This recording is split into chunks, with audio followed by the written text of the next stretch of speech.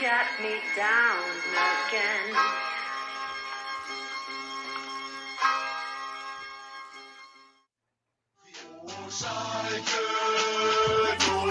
Oh, they've done it! Simon Terodde, an instant hero! Can you believe this? Plenty attacking! No! The comeback is complete! A stunning second half from Schalke!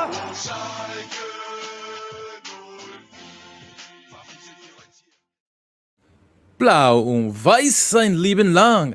Herzlich willkommen zurück auf Schalke America. I'm your host, Richard Kramer, and welcome back to Schalke America. Joining me as always, co-host Jack Mangan. How are we doing, Jack? Fantastic. No victory Monday to kick things off. Unfortunately, that was my perhaps foolish but vibe forward prediction on the last podcast, and didn't go that way, which probably shouldn't be a surprise. But looking forward to getting into this one. Yeah, but there is some breaking news that we just found out about Joseph Glukauf. As we're coming on the air, Jack is telling me some things. I'm like, wait, what are you talking about? Jack, why don't you go ahead and tell me what you told me so that everyone else can catch up to speed about where we're at? Well, we had to kind of double check because apparently there's been no official tweets from Schalke on this that I've seen, which is kind of odd, I feel like. But anyway, supposedly it seems like the Darko Cherlinov thing, which long been rumored, is finally official. What I've been hearing is we have him on a loan basically through the end of this season, at some point in June, like a 6-month loan with then an option to buy him for probably less than $3 million. I think somewhere in that territory. So if that ends up being the case, personally, I'm a big fan of it. Sounds like he might, not be match fit at the moment, obviously, and some question marks there. But assuming we can kind of get him up to speed over the next couple of weeks, I think there's, every possibility that, for a majority of the home stretch here, he ends up being a decent contributor. He would occupy an area on the pitch where we certainly seem to be lacking quite a bit of initiative at the moment. Yeah, and so you heard that right. Darko Cherlinov is a Schalke player. My biggest, not that I don't like Darko, I love Darko Cherlinov, and I'm happy that he's with us. My biggest thing in the whole deal was, as long as we don't break an arm and a leg financially to get him here, then I'm fine with it, because I absolutely love the player. If we spent $4 million to buy him, then I'm like, what? We don't have that money. Why are we spending on him? But if according to what Jack saw and what the resources are that we're seeing, is saying that it's a loan with an option to buy, which is perfect, because I think, hey, if we get promoted, maybe we can afford him then. If we don't get promoted, we're not tied down to him and money that we can't afford. So that's excellent news. Looking over to Andreas Ernst, some more comments on him. He said that he talked to Mark Wilmots, obviously new sporting director, Schalke legend, and Wilmots is quoted as saying, of course, the main thing was pending medical tests, right? And so during the medical test, this is Wilmot saying, during the medical test, we saw that Darko is 85% fit. He still lacks match practice, but we hope that he can train on Tuesday. So for all intents and purposes, it says he's on our team. Sorry, Eric, he cannot play central defense. I don't think anybody on the team can play the central defense at the moment, but it's a fair question after this performance, but yeah. It is. But Darko Cherlinov is there, so at least we got a little bit of brightness to the dark weekend that it was, in a sense. But yeah, let's get over to the game that we're gonna talk about. I guess we're gonna have to, right? 2-0 win for Hamburg against Schalke. We were at home. Obviously, had a okay, Winterpause where we're trying to work on some things, cohesion with the team, some team bonding, and then work on some offensive plays. We mentioned this last week on the mid-season review, how I appreciated everything Karl Gerards had said, except for the fact that he said our defense is sound and it's a strength of ours. I'm like, what? So let's get into that strength of ours. Look at the starting lineup. Ralph Fairman in goal with Brunner, Kalash, Kaminsky, and Oweon in the back. It was like a 4-1-3-2, or I don't know how you want to label it. Seguin, Idrizi, Moore, and Karaman in the middle with Terodde and top. Thoughts on starting lineup? Fairly standard going into this match. Yeah, kind of like a 4-4-2 against the ball, and maybe slightly different in possession at times. Personally, love to see the partnership of Top and Terodde up top. I don't know. I just think just something about that appeals to the emotional Schalke fan in me. You know, the old guard and the young guard coming through. Karaman, I thought one of his worst performances recently, particularly in the first half. I thought he was very poor. That's not. I'm going to be saying that a lot for probably several people here. Idrizi and Moore and Seguin. I mean, look, I think based on recent performances before the winter break, Idrizi kind of making his way back into the lineup, Seguin kind of on a heater, Tobias Moore resurrecting himself a little bit. I think you could take a look at that midfield in terms of form.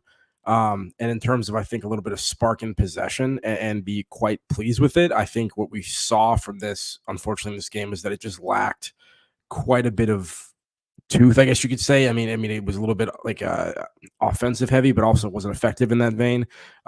Really poor performances, I think, unfortunately, from Idrizi, Seguin in the first half as well, at least, and Tobias Moore was okay, but I don't know.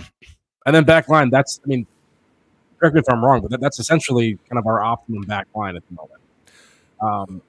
By our optimum, you mean Gerard's optimum. But yes, I guess it would be our optimum. Our default, yeah, by far it's the best one. What changes would you make? Honestly, the only one I would make was Oyan for Merkin, but Oyan's been playing well. At least in this game, he kind of played well. So maybe it's now after the game, I would probably say Kaminsky for Merkin. So that's an interesting question. So, I mean, Merkin can play center back. We kind of view him more as like a left back that's been having to move into that center back role. Are you so disappointed with the play at the moment that you would actually put Merkin into one of those center back positions in front of kind of, ostensibly an actual center back? I'm curious if Baumgartel has improved at all. I would want to see how he fares first before I do throw Merkin in there. I think Kaminsky is declining in front of our eyes throughout the season. He's getting worse and worse every game. This is another atrocious game for me. I'm curious your thoughts as we talk about the game, but this is one of his worst performances of the season, and I think I'm growing tired of Kaminsky, and I'm ready to see a change there. Kalash, I think, was been fine. Bruner's been fine. Oyan was fine today and this weekend. I mean, okay, interesting. Yeah. But yeah, but just from a pure, glancing at the XI, I didn't hate it pre-game. Yeah.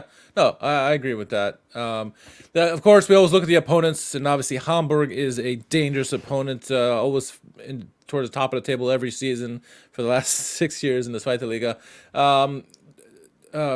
Hoyer Fernandez in goal, good goalkeeper there. Some good players in the defense there with Heyer, Ambrosius, Ramos, and Van der Bremt. In the midfield, you had Benish is very good, Meffert, and Farai. All three of them are very good. Dompe and Yata very good on the wings, with Glatzel, best striker in the league. We talk about this almost every game in and game out. Like, you take away the biggest threat for the opposition. The biggest threat in the league is Glatzel. I think we did a good job of taking him away in this game. Unfortunately, we focused so much on him, it seemed like that everybody else we left alone to do whatever the hell they wanted. Dompa had a field day. But, going into this match, I think for me, Glatzel, Benish, and Farai were the key guys for me. Glatzel being the head of all that. Anyone else in this lineup that was really worrying you heading into this game? No, I mean, I definitely agree with your pre-match sentiment. I agree as well that I think we did a relatively good job on Glatzel on this one. Definitely wasn't a Glatzel game, so to speak. Even so, despite him not really making the impact compared to some other guys, still had a couple moments in the game where he was like on the ball or whatever, where just different level. I mean, like could be playing in a higher division at the moment. I feel like, I mean, really, really impressive player. Dompe, who you shouted out, I thought he was able to get a yard of space to fire a ball in against Brunner whenever he wanted it. Yeah. Whenever they got into 1-on-1s, he would just kind of mess around for a second and then suddenly it looked like Bobby playing against anybody. You're just like, I'll do what I want against you. Yeah, it was unfortunate. That was a really tough matchup for Brunner out there. Benage, obviously we know about and played well in this one as well. Yada had some moments occasionally, and Farai I didn't think was like, I don't know. Overall, I wasn't like super impressed with him in this game compared, but he still had he has these moments of quality. I don't know. There's just, when I was looking at the Hamburg squad in this game, in my opinion, the talent deficit between the squads was just very noticeable. Yeah. They have competency in a lot of their positions and just a little bit more urgency, pace, constantly tempo. A lot of things that I would like to see from us that we didn't get until maybe a little bit more in the second half. Like Templeman helped with that a little bit to some extent, and we can talk about that as we go through it. Yeah, I agree about that. Real quick, Eric says, "What's going on with Cisse?" Cisse is obviously a guy that many of us have been watching, not only the Knop and Schmiede, but also Schalke at the start. You know, this guy who has raw talent, and Karl Gerards has been quoted as saying that he appreciates the physicality and the skill set that Cisse has, maturity wise, and on the field on the field, I guess smartness or whatever you want to call it, is not there yet. And he doesn't feel comfortable at a position yet where he can trust him to be out there during a game. He says he's getting there. He's still missing some pieces, and once he gets there, he'll be in the mix. But for the time being, he doesn't think he is ready to be a starter material under Gerards at least. And it's kind of what we kind of figured that was the case, especially with Kaminsky now college coming in, kind of setting his place at a time Baumgartel was doing fairly well as at the early start of the season. So not surprising. I mean, eventually we would like to see what Cisse can do. Especially if some of the defenders don't hold their weight back there, and Baumgartel doesn't improve, and if Merck is not an option, I don't know. So we shouldn't give up on the kid. I think that's the main thing. Well, it's interesting that you bring that up, just because and once again, I don't know if this is verified either. I get my news from a variety of sources, and I don't always vet it as closely as I should, particularly when I'm busy with other stuff. But anyway, so obviously the plan was to loan Cisse out initially, was try to find somewhere else we could, send him off to get some playing time. Yeah. Those loan moves, such as they were, seem to have disintegrated and fallen apart. So I don't know if this is hey, we don't have the solution we thought we were going to have for him, so now we just have to kind of try to figure this out, or if it's literally that, Wilmots actually sees something in him and says, hey, this is an underutilized or an untapped resource, and maybe I can be the guy to kind of make him my personal pet project and get him to a spot where he can be contributing in the squad this season. But I saw something earlier today that suggested that Wilmots has had a conversation with him and has basically said hey, I believe that you can reintegrate yourself, and we're going to come up with a training plan for you specifically to try to make your way into the back into the senior team in the actual picture. So I don't know if that's the case or not, and what the motivations behind that are. Like I said, it literally just could be that oh, whatever loan moves we have didn't work out, so now we're going to go back to him and be hey, just kidding, we actually believe in you, but gotcha. Yeah, or maybe it's they're looking at the defensive performances at the moment and saying this kid's got some qualities, we have to find a way to make it click for him. So we'll see. Yeah, and I think also for me, if you couldn't loan him out, put him in the Knappenschiede and start him there. At least get him some minutes. You're only way you're going to get better is on the pitch, and just sitting there on the bench watching other people play is not necessarily going to boost your confidence or get you better. So just put him in the Knappenschiede, assuming would be starting in there, and get him that match fitness and match practice, and so let him build that confidence up, which I assuming they're kind of doing with Kazuki, which we've seen him play a little bit more U23s lately than the first team. So that would be my take. Well, I'm curious to see how this pans out with Cisse, but he's no doubt about it. He has talent. He's got to hold that in, let him mature a little bit on the pitch and stuff like that. So to be determined, I guess, but how that goes. But in terms of the game, we lost 2-0, but I thought, to me, and I'm curious your thought, I thought at least the first 10, 15 minutes, I thought was a great start to the game. Minus the goal scoring, I think the final third was lacking. We did so well moving the ball up. We looked very attacking heavy, as you mentioned earlier. I thought, there was some great one-touch passing and movement and looking for plays. It's just that last pass or last shot was lacking, I thought, in the first 10, 15 minutes. And it wasn't until the protest, which we'll get to, that's kind of changed the momentum of the game for me. But how'd you feel the first quarter hour of the game was going? First 10 minutes in particular, I was actually thrilled with how we were looking. I thought we were very much in that game. I think a lot of the first 10 minutes was played in and around the Hamburg final third. Yeah. Some set pieces and some corners that we won, a lot of consistent pressure. Unafraid to just get some shots off. And, obviously, when you look at sort of the XG numbers from this game, relatively even, but Hamburg doing it through significantly fewer shots. You can see just kind of wildly ineffective barrage from us in this game to some extent. But I don't mind that in general. Sometimes we're a little bit hesitant to pull the trigger. But anyway, and honestly, I think in this game to some extent we got unlucky on the offensive end, even though we weren't necessarily always super coherent in build up. We had some shots off the post and some other things that easily could have gone our way with some good deliveries. So first 10 minutes I thought was excellent. And then unfortunately, for whatever reason, you mentioned the protest that kind of happened for a bit, which kind of stopped the game for a minute. we just fell out of sync in possession. Yeah. Real quick. Stuff stopped being on the ground, started going for those mid-range little like chip aerial passes, which are very difficult to control and I always feel like is a sign that things aren't going well. We're having to try to like chip stuff around people because we can't get people open through like, the normal passing lanes. At that point, I also think we kind of backed off a little bit, but not that we were starting the game super aggressive defensively, but for most of the rest of the first half, I thought we were very reactive defensively, and Hamburg was very patient with that, and just kind of ate it up for a bit. So I was not super thrilled after the first 10 minutes. Yeah, no, I mean, we got a lot of shots off. I think most of our shots felt like they came in the first 10 minutes. So we did have some stretches here and there in the end of the first half. But, I mean, 8 shots to 4, we were taking it to them, and it was good to see there. And then the protest happened, which I get the protest. Why, I mean, every team was going out there saying, like, if you're not supporting us, if you're not going to be at the game this weekend, protest. And it's about the ADF and the neo-Nazis and the far right in Germany, trying to do some awful shit. And so I understand the protests. It seemed like the protests were all coming from the Hamburg fans, which was timely in their part because their team was playing like ass. They do the protest, which, I understand the protest. And then ever since then, Hamburg kind of took over that game. It was like the 11th and 19th minute. So within the 20th minute, the first 20 minutes of the game, you saw, a couple protests there. It was the tennis balls, which in our Discord we were first laughing like, what the hell is these tennis balls? When we realized, oh yeah, it's the protest going on. But that, I think, significantly changed the momentum of the game for me because that's what, like you said, we kind of like let it off. We let off our foot off the gas. Hamburg started taking it to us, and then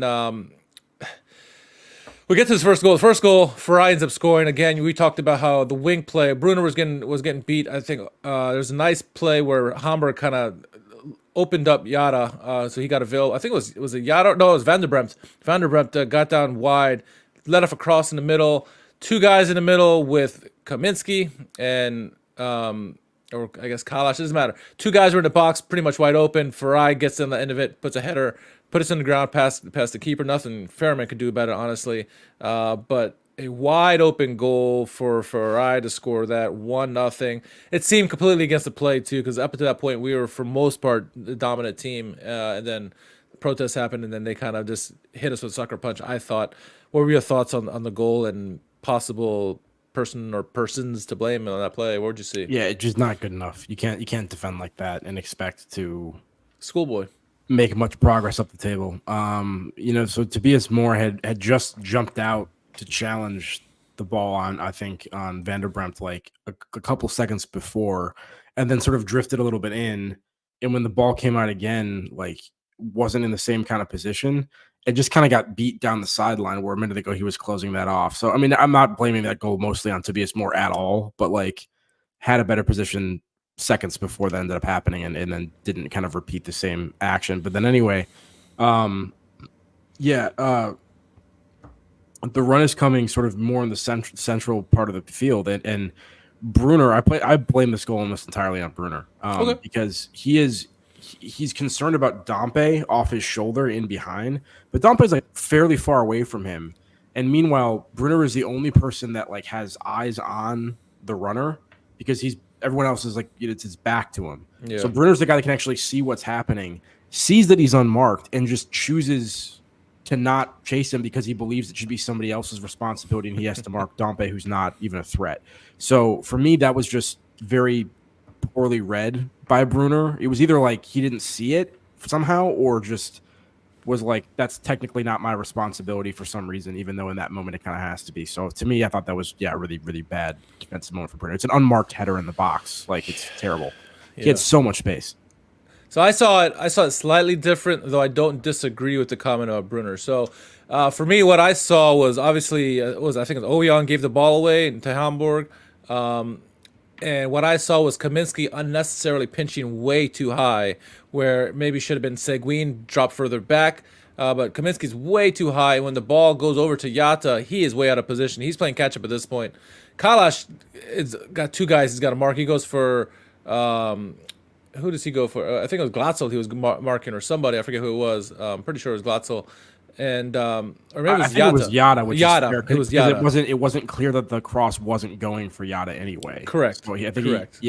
I agree with your point on Kaminsky. That's fair. I also think Idrisi could have Yeah, showed a little bit more effort tracking back because he was just kind of jogging that entire play, and he should be, trying to lock that down. But agreed.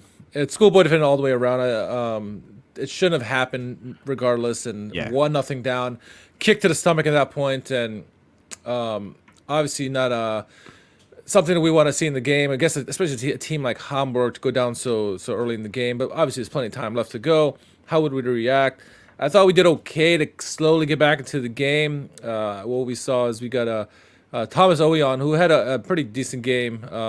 I know a lot of the guys in the chat. I don't know if you were included as well, but were really thought Oyan played really really good in this game. We get a free kick opportunity. The 33rd minute? Thomas Oyan hits a crossbar, wonderfully struck shot. This hits off the crossbar, misses. But as the football guts go, you miss a one end and it comes back and bites you in the other end. And in the 35th, or just a couple minutes later, another Kaminsky turnover. Poor marking led to their second goal. This time, Dompe on the left-hand side abusing Brunner. Swings into the middle, and that's where Dompe, who got that goal? It was Benish, right? Was it Benish who got it? I think. All right, so 2-0 there in 36 minutes. Terrible defending again. It just the one strong spot, according to Gerards, is just letting us down week after week, and especially in this game, just two plays where we were, for the most part, in control of this game, let up two poor goals with completely wide open players. Yeah, I felt like both Kallis and Kaminsky both mishandled the ball on that second goal, or played it like Kaminsky missed it, went to Kallis misplayed it, went back out to Dompe or whatever, and then I'm not sure he isn't trying to play that ball to Glatzel. Yeah. Maybe it was intentional the way he played it, but it almost kind of looked like he was playing it to Glatzel, but it's behind him. Glatzel fell over, and I think the defenders were expecting it to go to Glatzel as well. Yeah. So that's why, once again, in the confusion of him falling over and it being behind him, there's this extra pocket of space for Benish to run into, and he's in way too much space and gets a nice shot off. Credit to him for taking advantage, and he's been playing well, but that one's just kind of a weird broken play, but sloppy play from defenders, and we get punished again. So yeah, I definitely agree that but I don't know, not that we played well in the first half at all, because I don't think we did, but right. Both goals were definitely substandard in terms of it's not necessarily so much, oh, this is a great play from Hamburg, which is a superior team. There's just issues that are a little bit too glaring on both those goals for me to be okay with us conceding the way we did. It's the same shit we say every week: is don't let the opponent beat you. Don't beat yourself so the opponent can score. Hamburg can score no problem without our help, and we're 2 goals there, left them wide open. I did see that when Glatzel had gone down, and I'm like, did Kallis fucking push him down? What the fuck happened here? But no, he fell because the ball was behind him or whatever, and trying to go after it. But 2-0 at that point. I'm like, shit, here we go. Go to halftime, that score, I think all of us were thinking, geez, here we go again. Is this are we going to get anything in this game? We started out so well and just kind of tapered off as a half went on. Come out the gates really well. I thought Terodde, I think Oyan set him up with the pass over the top. Terodde had a half chance volley there in the 47th minute, but he kind of skies it there. It's like, come on, dude, you got to put it on net. Make Fernandez save it. Again, I thought all game long the referee was very poor. I know we had a lot of yellow cards. Yeah, Sven Jablonski, not a fan of that guy in general. I thought he was letting way too much go, in my opinion. So there's just a lot of contact out there that should have been, not saying yellow, especially card, for Hamburg. but We got a lot of yellows. Yeah. We got a lot of yellows in this game. We did get a lot of yellows in this game, but there was a lot of stuff that should have been called at various points where there's, in my opinion, pretty clear fouls, or fouls that a lot of other refs would give. Not, once again, not cards, but fouls, and he just was letting stuff happen. So it was to the point where it was confusing the players. Yes. I mean, I understand it's you have to play until the whistle blows, and that's just the mindset that you should be in constantly when you're on the pitch. But there were some ones that were so glaring that multiple players are just expecting there to be a stoppage or a whistle, and multiple players are just kind of looking at the ref, and the ref's here we go. So I don't know what the deal was with that, but Jablonski, not a good performance from him, in my opinion. Yeah, no, it wasn't at all. We had Hamburg got a really great opportunity at 55th minute, or 55th minute. Really poor defending again, and I want to say it was Yada, or I forget who it was. Just doing whatever. Hamburg's doing whatever the hell they want to do.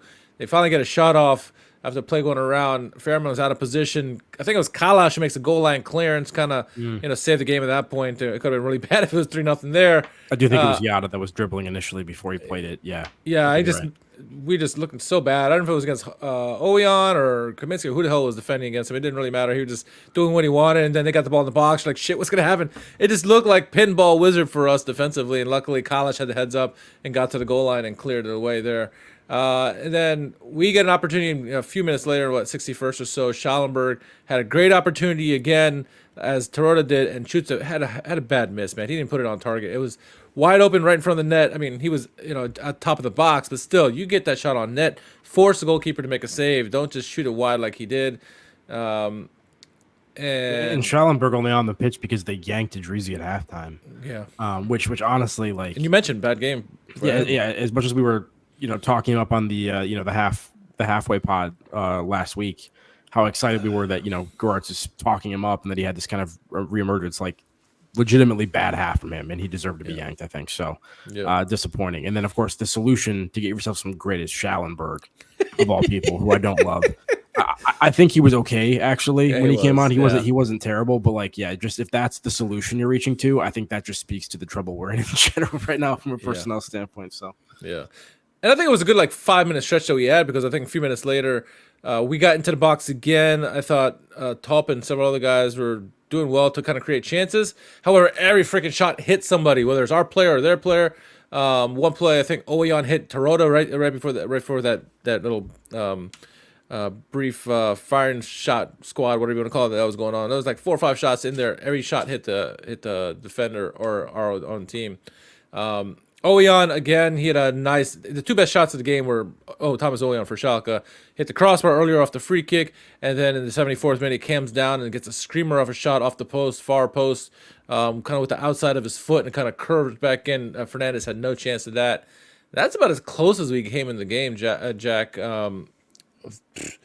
Thoughts overall on the game, and how do you feel about, obviously it's Hamburg, but another loss? The best moment for Kramer in the entire game, in my opinion, was almost I would like to go back and see a replay of this, because I don't know if he was flopping or if it maybe could have been a penalty that wasn't called. But there was a cross that came in late in the game, to him, and his first touch as the ball's coming down is to just meg the defender. So beautiful. He jumps around the back of him. It was really, really clever play and really nicely controlled, great bit of skill. And then he gets kind of taken down. Like I said, I couldn't tell if he went down too easily or what the deal was, if there was another Jablonski just being no, I'm not going to call that. So I saw that. I would have to watch this multiple times, because I'm thinking, first of all, beautiful play. I want to see that play again. Van der Brempt does make contact with them. Would it have been a soft penalty? Probably. But you got to look at that. I don't know that VR didn't check it, while the game was going on, but you got to check that. To me, it was contact. We've had that call against us many times. Call it, make it a game, and see what happens in the rest of the game. But that was a great play by Karaman. That he probably did go down too easily, and that's probably why Jablonski was I'm not even gonna bother with this, whatever. So I can only hope that VAR checked it, but you never know. We've seen in the Bundesliga where they've had questionable things when it comes to VAR. So I know the play exactly what you're talking about. That was his best play, other than I wish he would have substituted out, but Yeah. So what I would say is overall disappointing result. I think on the whole probably a disappointing performance as well, given ended the season decently well. A lot of positive talk coming out of the Portugal training camp and whatnot, which we can expect they're going to spend. Yeah, but vibes are good, things are optimistic, and then first game of the season is one of the league leaders, one of the teams once again with a really good squad and some pedigree. Yeah, and they come in and they just outclass us again. And it kind of brings us right back down to reality in terms of the squad isn't there, and not that we can't get safety this year or anything like that. We're fine for the moment. I'm still not worried about us avoiding relegation at this point. I think we'll be okay in the second half of the season. Hopefully that's not famous last words, something like that. But just in terms of any optimism about us making a real run to not to get promotion, but to get into the top half of the table at some point by the end of the season. Yeah. Just that game was just really frustrating. It kind of shows you how much work there is to do. Thoughts real quick from you. I would be interested to hear your opinions on Top, actually, considering that we saw, a pretty long performance from him today. Um, at times I thought he did well. I thought his work rate or work ethic was good because a couple plays, especially late in the game where you think he'd be tired, he was fighting tooth and nail for that loose balls and like in the corner and stuff like that. So I like that, but I think he squandered a lot of plays too. Kind of was wasteful at times. I do like the combination between him and Terota. I think Terota's done better with top in the lineup, whether it's just youthful exuberance by trying to play with it with a younger guy like you and me on the podcast, trying to keep up with you, or what I don't know what it is, but I think Terota's fed off of that energy from Kiki Top. Well, I think part of it too is we always look at Terada and his size and we're like, oh, hold up play. Yep. And it's not that he can't do that; it's just that it's like he's not as good as that as you would think he would be. And I think that's actually one of Top's strengths. Like, is probably his primary strength is his ability to do those kind of things. It is difficult to get that guy off the ball. Like, he's tough to move. He's tough to affect physically. He is a solidly built, like, tree trunk of a young kid. Yeah. And like, and he's actually pretty silky in possession too. Like, he doesn't play when he's in possession. He doesn't play with brute force. He's actually kind of like fluid with it. Not very fast, obviously, but has some moments where he kind of surprises you with the tidiness of his feet and whatnot. And I thought it was okay. So at the moment, I'm still okay with him being in the lineup, at least certainly in terms of cameos. And if he wants to start, I'm fine with that too. I think it's difficult for anybody to really kind of put a claim on the position until they're scoring consistently. But we'll see. But yeah. And then my other question for you was, what did you think about any of the subs when they came on? Whether or not that had kind of an impact. I thought the second half was better overall, but. Yeah, no, I thought Lasma had a good cameo. I thought his pace into a slower, tired Hamburg defense was showing where, like, every time they went for the ball off the top, he was clearly beating the guy off the ball. Had a nice cheeky pass back heel to Brunner, who got fouled that led to a free kick. So I thought he was good. Templeman was okay. Schallenberg was okay. I mean, Templeman was good defensively, though. I thought his energy, he was closing stuff down with a lot more like energy than anyone else was. I think most of the game. And I think those two players in particular, they are good at the. Templeman has done well when he played with full 90, in the past. But I think his energy off the bench is needed at times. Yeah, that's fair.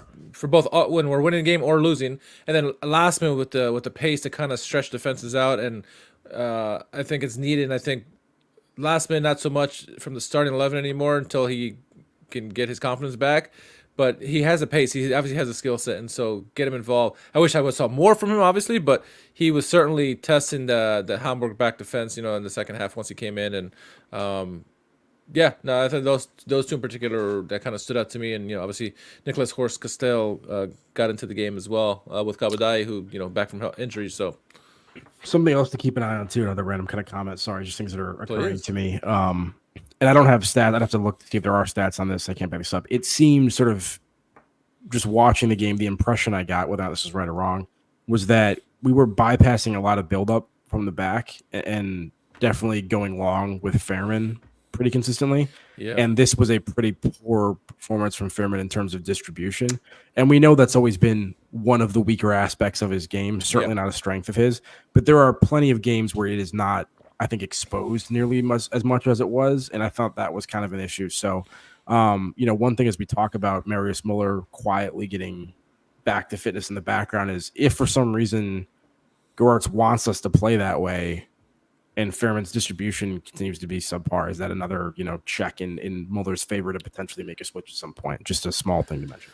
I think so, and I think you can see the way he lines up his team. I mean, Fairman was pushing up like crazy. Obviously, we're trying to get back in the game, but we've seen this before under Gerards where the goalkeeper would come out and try to be involved more in the play. And from what I remember seeing with USG, is Gerard's previous club, is the goalkeeper is involved. And so eventually, if Fairman continues to be poor, distributing the ball, I can certainly see that being a factor in Gerard's decision, especially if Muller's doing well in practice and doing the things that Gerards wants to see. The team is only going to be better offensively and defensively if you have a mobile goalkeeper who can play with his feet, get you out of jams, and obviously make the key saves. Fairman's making the key saves. It's just that, with the feet, there was a play in the game where I think it was Kaminsky or Owayan kind of got in a pinch with defenders pressing on him, fed it to Fairman kind of in the wrong area, and Fairman was like, oh, and I was like, oh, what's going to happen here? But he did clear it away.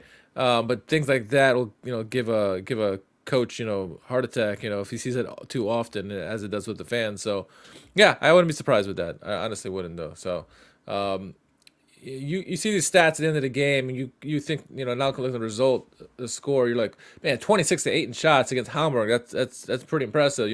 5-5 in target. We had more possession, way more passes. Fouls are fairly even. Yellow cards, all this. Corners 11-5. You would have thought we were dominating that game, but we watched the game. It was a fairly even game, I think, for the most part. Yeah, we were taking shots. I like that we're taking shots now, but we need to convert. We're just our final third is still atrocious.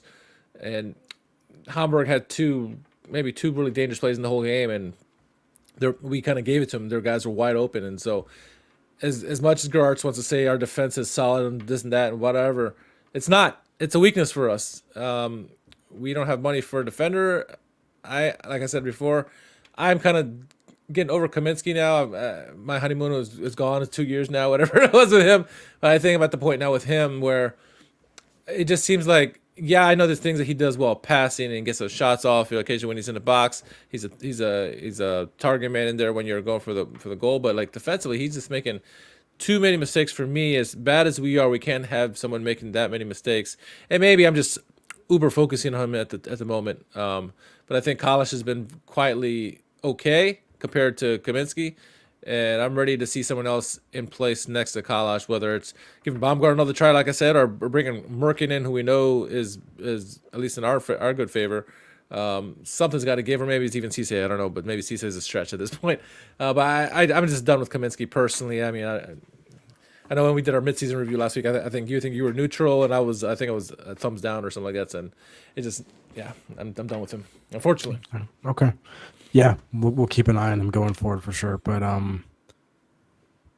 do agree with great game from Oweyan, at least in possession. When we talk about that side of his game being kind of what makes him an interesting player for the most part, I thought this was close to as good of an example of that as you're going to get from him in a game. Obviously hits the post twice, unlucky not to score.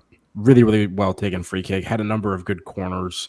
Another free kick. Like most of his deliveries in this game were strong deliveries, and any one of those somebody could have gotten a head on it, and it would have been, headed with pace because he had good whip and good placement on a lot of those. So very strong from him. Glad to see that. If that's a consistent thing that he can deliver, it's going to be hard to, like you said, put a Merkin in there or something like that, because that delivery, it's in my opinion, it's worth a lot. And maybe I'm just a sucker for that for some reason. But I thought he was really good today.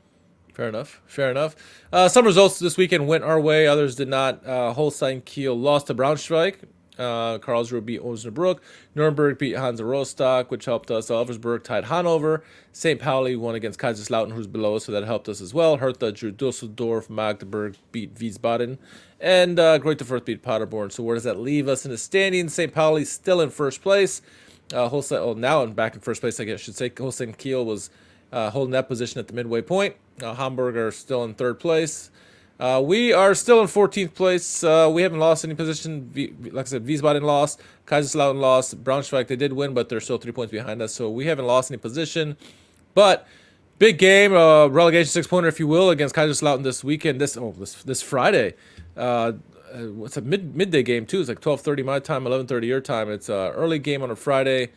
Never a fan of those just because we're both working at that time, so it's hard for us to watch the game. Luckily, it's on ESPN Plus, so we can watch the replay on that if you can't watch the game, at least in the States side. I can't say about anywhere else in the world. But thoughts against Kaiserslautern, Die Roten, who started the season very well, are now dropping like flies. At least 5 losses in a row now for them, if not more. But it's a big game. It's got to be a must-win. I mean, yeah, draw wouldn't hurt us, but a loss certainly will, and I think a win, shoot us up to, shoot a couple of positions. We can just keep chipping away and getting results. I think that'll help us. Yeah, we don't play Hamburg every week, but with just teams like this, we have to beat. Well, the one comment first is just how annoying is it that we have the same -6 goal difference as Nuremberg, and they're in 7th and we're in 14th. Yes. That's really frustrating. I understand that it's only 7 points between us. The table's still pretty compact, sort of in those areas, which is nice. And we scored more goals than them. Yeah, but for us to have more goals scored and the exact same goal difference and then be 7 places higher in the table than us is just wild. Anyway, moving on, to Kaiserslautern. Certainly a good time to play them, you would think, based on Yeah. their form, prior to and now, the first game back on the back end of the Winterpause. The other angle is obviously, of course, they're due for something, but I think, yeah, we got to take care of business here as it pertains to, making sure there's still that buffer. 14th is not much of a buffer. That's fine, but we don't want to be flirting with much more than that, obviously, right? So I think, to kind of maintain that, those are the games we have to get results in this, down the stretches. The teams that are below us and around us, we just got to find a way to grind them out. So no losses. If we have to get a draw, it's a draw, but we need to get results from those games. Yep, here on out. Yeah, we're only 7 points out from sixth position, so we're a couple of results away from getting back up there. But we got to start things off right this Friday against Kaiserslautern. So we'll see. Two historic clubs there going at it toe to toe, midday game on Friday. So yeah, I want to see some Lasma and some Churlinov on the pitch together. Oh, second half, starting. Some fresh legs. They'll stretch the field. Would be nice. That's what I want to see. That would be nice to see Churlinov. Nice little boost there. Or we could play a little Churlinov clip here on the podcast. Gotta get him on the pod. That's true. That's true. He does speak English. Get Salazar on as well, right? Anyway, I think let's put a bow on this one. Let's wrap this up, Jack. Unless there's anything else you want to talk about. No, I'm good. Let's do it. Right on. All right, Jack. Where can our followers find you on social media? At JMMangan, JMMANGAN on Twitter. Very good. You can follow me at R_KHARMAN. More importantly, I should say, follow Schalke America anywhere on social media. If you're watching us on YouTube or not, or Twitch, make sure you follow, subscribe. Definitely will be helping out. Like the videos. It definitely go a long way with the algorithm. Get us discovered by the European Schalke fans, right? The German Schalke fans. But no, in all seriousness, this is fun. So definitely help us out any way you can by liking the videos and sharing it with amongst your friends and colleagues at work if you want. But yeah, let's put a bow on this one. Next game's on Friday. We'll return next week, maybe the same place, same time next week. We'll also try to get a little FM24 video out this week as well. Probably looking at towards Friday or so. But yeah, that's a wrap on this one, and we'll catch you next week. For Jack, I'm Richard. We'll catch you soon. Glück auf.